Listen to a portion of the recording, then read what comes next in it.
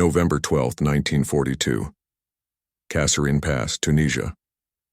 Private Gordon Hawks gripped the steering wheel of his Willys Jeep as the engine sputtered once, twice, then died. Steam hissed from beneath the hood like a dying breath. Around him, 3 other vehicles sat abandoned in the sand, their engines seized, their crews stranded under a sun that showed no mercy. Hawks checked the dipstick with trembling hands. The oil had turned to sludge, thick and black and useless, and in that moment, staring at the viscous residue coating his fingers, he realized that America's war machine was being destroyed not by German guns, but by something far more mundane. Something nobody was talking about. Before we go further, it's incredible to think that you might be watching this from Tokyo, São Paulo, Berlin, or a small town in Kansas. Wherever you are, you're part of a global community, exploring forgotten corners of history together. If you're enjoying this journey, hit that like button and subscribe so we can keep bringing these untold stories to light. Now, let's return to the desert, where a crisis was unfolding that would threaten the entire Allied war effort. By 1943, the United States military had deployed over 2 million vehicles across battlefields spanning 3 continents. That included 640,000 Willys Jeeps, 88,000 Sherman tanks, and hundreds of thousands of trucks, half-tracks, and mobile artillery pieces. Every single one of them depended on a substance most soldiers never thought about until it failed: motor oil. But the standard Army-issue lubricant, designed in Pennsylvania laboratories under controlled conditions, was breaking down catastrophically in the field. In the North African desert, temperatures inside engine blocks reached 180 degrees Fahrenheit. The oil thinned, vaporized, and left pistons grinding metal against metal until they seized completely. In the frozen forests of Belgium and Russia, that same oil thickened into molasses. Engines refused to turn over. Tanks became immobile fortresses. Convoys froze in place, exposed to enemy fire. The results were always the same: mission failure, abandoned equipment, and men left vulnerable in hostile territory. A report from the 1st Armored Division stated bluntly, engines not surviving more than 100 hours under field conditions. Oil degradation suspected. Immediate review required. But the review never came. The bureaucracy moved at the speed of peacetime while men died at the speed of war. Commander after commander blamed the soldiers. Operator error. Poor maintenance. Inadequate training. But Private Hawks wasn't buying it. He'd grown up on a dairy farm in Kansas, spending his teenage years keeping tractors alive with baling wire and stubbornness. He knew the difference between a machine that was abused and one that was simply failing. And what he was seeing in Tunisia wasn't carelessness. It was systemic collapse. 5,000 miles away in Montgomery, Alabama, a civilian mechanic named Samuel Rivers was reaching the same conclusion. Rivers had been drafted into the Army Ordnance Corps without fanfare or ambition. He had no medals, no battlefield experience, and no formal authority beyond maintaining vehicles at a rear depot. But he had something more dangerous than authority: curiosity, and an inability to ignore what everyone else was dismissing. Rivers spent his evenings reading maintenance logs from returning units. He analyzed oil samples under a microscope in the depot's machine shop. He corresponded with tank crews, mechanics, and frustrated supply officers. The pattern emerged like a photograph in developing fluid. The oil was failing, and the system designed to fix it was moving too slowly to save lives. The Quartermaster Corps required months of testing and approval for any change to petroleum specifications. Men were dying in weeks, so Rivers made a decision that could have ended his career. He would create his own formula: unauthorized, unofficial, illegal. He started experimenting in the machine shop after hours, mixing synthetic polymers scavenged from aviation fuel projects with stabilizers used in tank recoil systems. He tested viscosity under extreme heat using blowtorches and ice baths. He ran samples through test engines until they seized or survived. Most failed. Some showed promise. One blend, thicker and darker than anything the Army used, performed beautifully. It held its consistency at 200 degrees. It resisted breakdown in sub-zero cold. It worked. But it wasn't approved. Using it would violate Army regulations. Distributing it could lead to court-martial. Rivers sat in his quarters one night, staring at 4 unmarked barrels of the oil he'd synthesized. He thought about the reports he'd read. 2 soldiers killed in action when their tank stalled under fire in Sicily. An entire convoy lost because their engines died in the desert. He made his choice. On April 3, 1943, Rivers painted over the barrels, labeled them hydraulic testing restricted, and tagged them for logistics transport to Norfolk, Virginia. From there, they would ship to North Africa with emergency supplies under Operation Logistic Windfall. No paperwork, no authorization. Just 4 barrels of oil that shouldn't exist heading toward men who desperately needed it. 3 weeks later, Private Hawks was back behind the wheel. His unit had been reassigned to a night convoy moving medical supplies to a forward base near Sidi Bouzid. Before departure, he watched mechanics topping off fluids from an unmarked barrel. "What's that?" Hawks asked. The mechanic shrugged. "New batch from logistics. Some kind of test blend.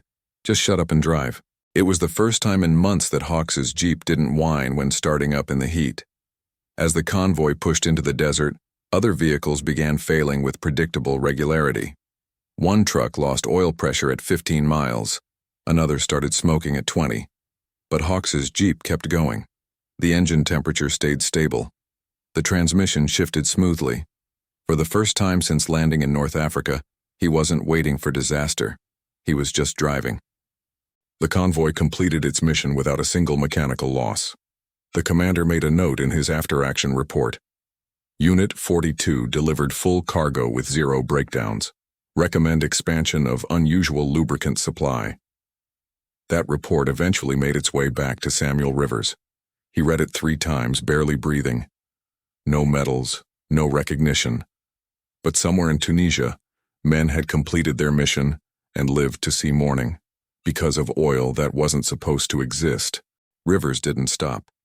He sent more barrels, always unmarked, always through logistical loopholes using vague tags like non-combat testing and experimental review. It was enough to dodge immediate oversight. Every shipment was a risk. Every barrel was evidence of insubordination. But the reports kept coming back. From Sicily, improved performance in mountainous terrain, engines running cleaner. From New Guinea, transport truck completed hill climb without failure for first time in 5 attempts. The oil was working, was. By July 1943, the pattern had grown too obvious to ignore. Maintenance officers from different theaters were filing nearly identical reports. Unexpected reduction in mechanical failure. Lubricant stability exceeds standard expectations. But none of these units had officially requested new oil, and no such product had been approved by the War Department. The discrepancy triggered an internal audit. The telegram arrived on a Tuesday morning. 2. Ordnance Command, Montgomery Depot. Subject: clarify source of non-standard lubrication materials received in Theater Command. Samuel Rivers read it once, folded it carefully, and slipped it into his notebook. He knew what came next. Within 2 weeks, 2 inspectors arrived from the Quartermaster General's office. They wore clean uniforms and carried clipboards. They asked quiet, precise questions. Rivers didn't lie. He told them about the field failures. He showed them maintenance logs. He referenced the drop in breakdown rates and the lives saved, but when asked whether his oil had passed official chemical review, he paused. "No, sir, it has not." That admission triggered a preliminary inquiry. Rivers was summoned to meet with his commanding officer, Colonel James K. Darnell, a career Army man with little patience for improvisation. "You know what you did was unauthorized," Darnell said, his voice low and controlled. "We have regulations for a reason." Rivers didn't argue. He simply opened his leather notebook, flipped to a page marked in red ink, and slid it across the table. It listed 29 confirmed convoys, 162 vehicles, 0 mechanical losses, 0 deaths from engine failure. Darnell stared at the page for a long moment. Then he looked up at Rivers. "I should be writing you up." Rivers met his gaze. "You still can, sir. But I'll mix the same formula tomorrow, because it works." Darnell said nothing else. The meeting ended. Rivers returned to his quarters. The inquiry quietly stalled. Officially, nothing changed. But from that day forward, Rivers' barrels no longer had to hide. They were simply marked, essential frontline priority. He was still walking the edge, still unauthorized. But he wasn't alone anymore. The Army didn't want to admit it had been wrong, but it wasn't going to stop what was saving its war effort. June 6, 1944. Normandy, France. The largest amphibious invasion in human history was underway. Over 156,000 Allied troops stormed 5 beaches under German fire. Behind them surged an even larger force, 5,000 landing craft, 11,000 aircraft, and more than 50,000 vehicles preparing to pour into occupied France. Everything depended on those vehicles moving inland before German reinforcements arrived. And underneath it all, the quietest hero of D-Day wasn't a weapon. It was oil. Staff Sergeant Gordon Hawks, now commanding a supply convoy in the 3rd Armored Division, watched his trucks roll off the landing craft into chest-deep water. Salt spray coated every surface. Sand clogged air filters. The beach was chaos and fire and screaming metal. But when Hawks turned the ignition, his engine roared to life. He'd made sure of it. He'd traded spare parts for one of those mysterious barrels from Alabama, still marked with faded stenciling. He didn't know who made it. He didn't care. All he knew was that in North Africa and Sicily, it had kept him alive. Now, on the shores of France, he was betting on it again. And he wasn't the only one. In the months before D-Day, Colonel Darnell had quietly escalated distribution of Rivers' formula. Without public announcement or official approval, the Alabama oil had been routed to dozens of armored units preparing for invasion. Not everywhere, not officially, but enough. Enough to matter when French mud turned roads into swamps and Standard oils thickened into useless paste. In the first 72 hours after D-Day, one of the greatest challenges wasn't German resistance. It was terrain. Heavy rains flooded fields. Trucks bogged down in muck. Some tanks had to be winched forward foot by foot. But the units using Rivers' oil kept moving. A report filed by the 743rd Tank Battalion buried the truth near the bottom. Heavy bog conditions reduced mobility. Units with Type R lubricant experienced significantly fewer engine stalls. Type R. That was Rivers' oil. Nobody announced it. Nobody thanked him. They just used it. And kept advancing. By autumn 1944, the Allies were pushing deep into Germany. Supply convoys stretched hundreds of miles, feeding millions of men and thousands of tanks. And quietly, invisibly, Samuel Rivers' oil was everywhere. In the crankcase of Shermans crawling through Belgium.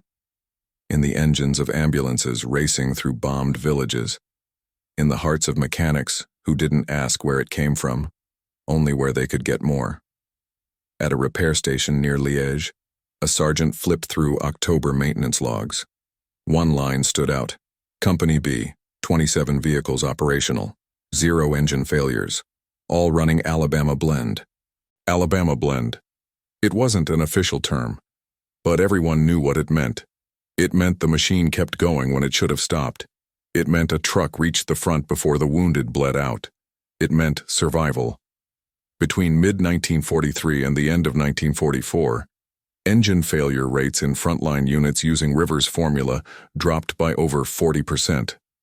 In high-heat theaters like Burma and North Africa, breakdown rates plummeted even further. Convoy reliability improved so dramatically that Allied planning models had to be revised. Historians would later write about the logistical miracle of the Western Front. Few would mention the mechanic who made it possible. Samuel Rivers was never promoted, never decorated, never interviewed. He remained at his post in Alabama, mixing barrels, adjusting formulas, shipping supplies. After Germany surrendered in May 1945, he packed his tools and went home. He returned to civilian life, working in a small auto shop off Highway 31. The war came up occasionally in conversation.